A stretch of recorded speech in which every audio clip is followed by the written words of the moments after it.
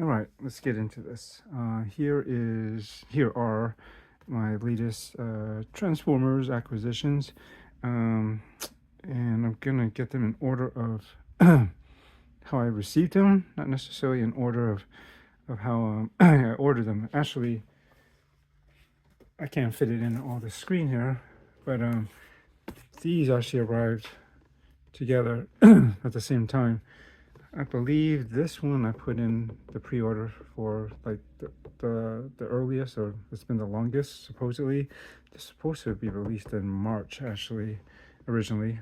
Then it started slowly getting bumped up, and then somehow before I knew it, and I actually got notification this got shipped right after these did, but I didn't even know that, it's like, oh yeah, this is on its way or anything until that day, and it's like, whoa, that was quick, and so that was cool. This is Studio Series Transformers movie Soundwave, and this may be the best version as far as I'm concerned. And I've been waiting to get a good Soundwave for a while. They said that there was a Netflix one that's supposed to be pretty good, but anyways, I think for what you get here is pretty cool. It's very G1 accurate. The details and everything look pretty good, and it comes with 3 other cassettes, figures, or I guess animals, as you would call them. Buzzsaw, Laserbeak, and Ravage. Personally, I thought they should have probably had another, well, one of the cassette guys, but then again, they put out Rumble, which I do have already. I've had that for a while, as well as Frenzy. He's the one that's, I guess, red and black. So I guess they didn't want to include him in here since they've been out before. Although I don't know if they've done these. I think these are new. These the modes here. So yeah, but it looks pretty good from what I've seen. And yeah, I mean, I was either this, or I think the other Soundwave I was gonna get was the Lego one, but then when it's almost $200, it's kind of cool. It has mixed sounds, but honestly, I wouldn't be using it that much. And the gun in the hand was kind of flimsy on that. And when I actually saw it in person, it's huge. And I suppose for an icons and the fact that it's Lego that's transformable, it needs to be a certain size, I suppose, to get the details and all the features out of it and the transformation. But yeah, that was a bit of a turnoff, actually, surprisingly. Like when I saw it, I was like, I don't think I want to get this anymore. $180 something dollars, and it's so big. It's like when you transform it back into cassette, it's going to be pretty big for what that is, and it's not really in scale.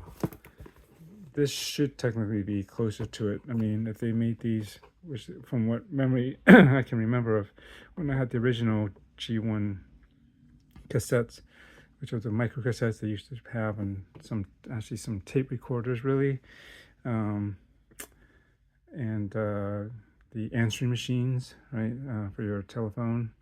If you had a landline, they used to use those micro cassettes as well before they started to go digital later on. But so that's about right size, and he looks about right for that. Although I don't think they've ever made like a cassette player like this for micro cassettes. This is something that might be more akin to, I would say, like a regular cassette size, which actually should be bigger, I guess, but whatever. This is pretty cool, and I'm surprised this arrived at the same time as this. So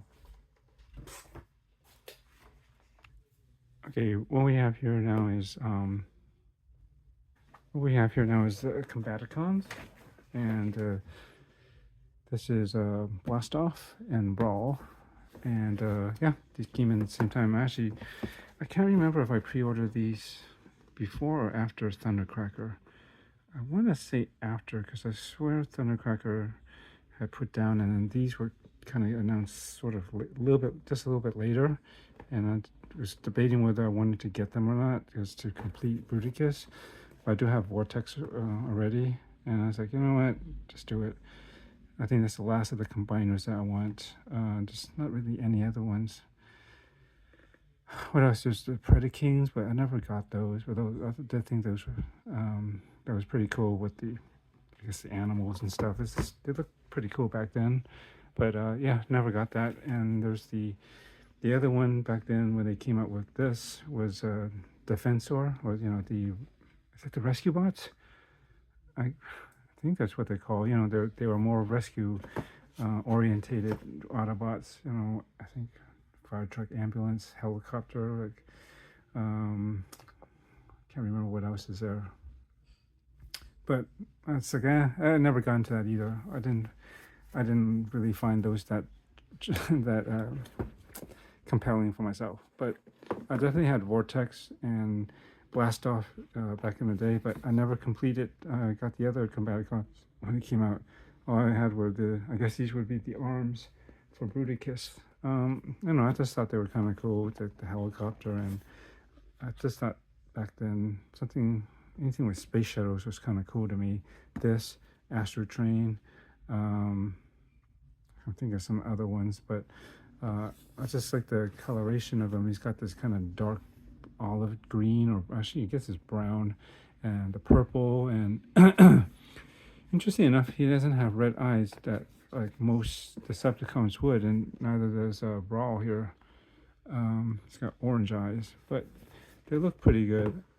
I would say both with him and Vortex, I think the only thing that's kind of funky is maybe how they did the treatment of the hands, because the way they come out, I think, from the front, and with Vortex, I guess his is mostly from the back where the tail rotor is, but it leaves a bit of the part of the vehicle mode close to the hands. So I don't know. That's one thing I thought they could have cleaned up and made better. But otherwise, I think I was thinking about it. I was like, yeah, I should complete it because Bruticus is pretty cool, and I do like military stuff, and this is about as close I'll get to that. And yeah, it's getting pricey though. Voyager class for this, and again, what is this? Deluxe class.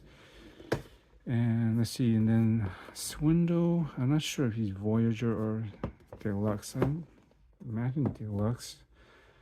But then if he's like Brawl, I think he forms the other leg, then he should be the same class to make sure that the bulk of the characters that form the leg, especially for Bruticus, is going to be even. If he's like a smaller class, it's going to be kind of weird, right?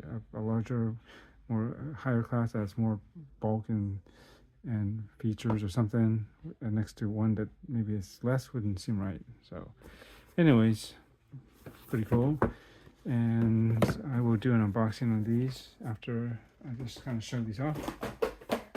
Whoops. And lastly, Thundercracker. He actually came pretty early too. I think originally he was also slated to be released in March, but these all came early, like in January, so about 2 months earlier somehow.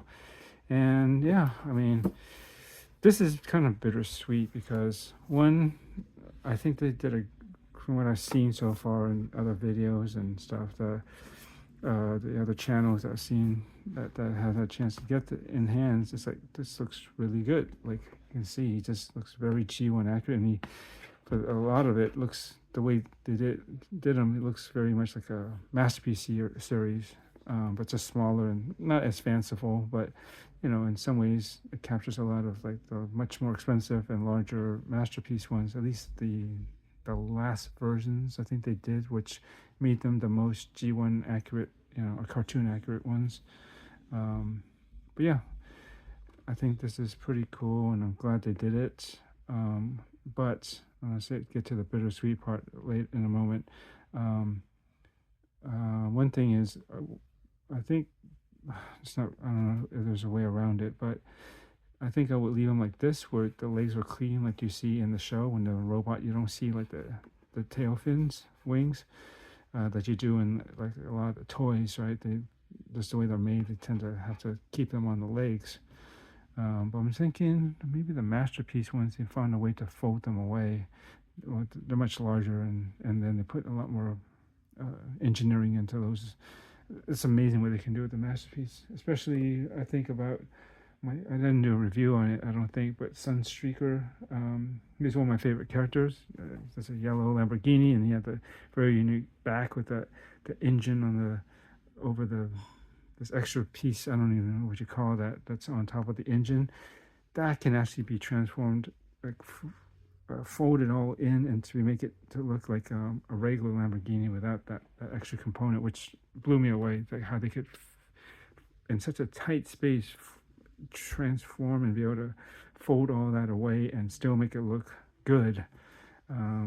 But there's plenty of reviews out there, I think, on that one, because that Masterpiece one has been out for a long time. But I definitely, when I had the money and I felt like it, I just ended up finally getting one. And the only other Masterpiece I currently own is Blue Streak, and you might see that in a moment when I show you some of my other Transformers in a small case that I have off to the side here, because Blue Streak was like my very first Transformer that I got for when I was a kid, and I wanted the Decepticons, but the Seekers, but they were all sold out and not available at that time. But eventually I did get them, and anyways, yes. So very cool that they did this, and they already did hint and basically said that it's not really a hint, but they did say that they do have plans to, of course, make the other Seekers, that Skywarp, Starscream, of course, and I do think they said that they're going to do the Conehead versions, Thrust, Sturge, and Ramjet, which would be pretty cool. I'm curious how they would do it, because the way the wings are, I don't know. They have to figure out some way to, because their wings, in some ways, are more primitive. They don't have the they let the cone on the head, and also like a lot of the wing parts don't fold, away as fancy into the robot mode as these guys do that are like the F-15 style. But but yeah, I definitely wanted to check this out and add this in, because he just looks really good. It's a lot cleaner, and that's the way it just basically looks like in a cartoon. But let me move you over to my display case for a second. Okay, I goofed up the recording. I talked a lot and I wasn't recording. Anyways, you can see here's the Seekers that I got right now. I got a lot of other stuff that's basically kind of G1, but this was kind of a bittersweet thing for me, because Thrust there, which was one of my favorite characters, when I didn't have all this, I saw him at Target and I wanted to get him, but then I started thinking maybe I should hold off, because that would mean that if I start at one, I should probably will likely end up getting more, and I wasn't feeling like I really wanted to start the collection over again, because I had two rather big Transformer collections at different periods, and this would have been a third, and I just thought maybe I'm not going to do it again. And then I passed it off, and once it's gone, then these guys, he was hard to get later, and I didn't realize that till later.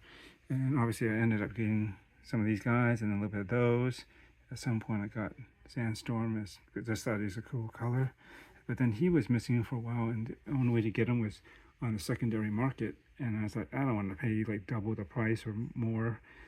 And basically eventually they finally announced that this guy was going to be re-released again.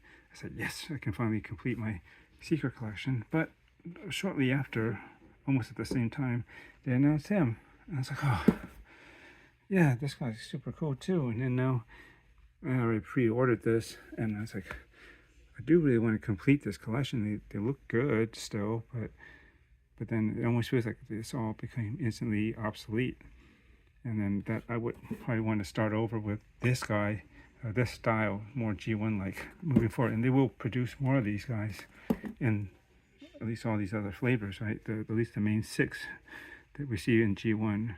And yeah, but with much reluctance, I think, because I don't have that much space, I probably will end up selling this group here, and then just start over with this and add them as they come along. So anyways, I just wanted to say, yeah, that's probably why it was kind of bittersweet, not only to get him, or finally pre-order him and actually get him, but at the same time when this was announced and I put a pre-order for him, it's like, You know, it's like I'm kind of drawn like, well, I'm not going to double up on this stuff. I mean, these have their place too, and I think they're really cool, but I think I want to keep things as more G1 looking as possible, and these are a bit more detailed than actual G1. That's why I like this stuff here. Like, this is the Thundercracker, a masterpiece, and Blue Streak back there, and these are fairly G1-like, right? And I don't know about skids, but I wanted him just because I used to have a non-branded, a genuine one, but it wasn't he was before, it was before he was an Autobot. I had like a Japanese version of him, but in black. And you can see a lot of these are very G1 looking stuff, and that's how I want to keep it. That's my preference. So anyways, probably gonna list these on eBay. List them for a fair price. I mean, they are open, but they're all they've been doing is been in here. This is actually put in here fairly recently, within the last, say, 2 months or so, maybe 3 at most. For the most part, they were all in the boxes, and then I finally got a display case, and I decided, okay, I'm gonna bust these open and try to, you know, enjoy them out in the open. But that what I was missing. Finally got them, but then this came out.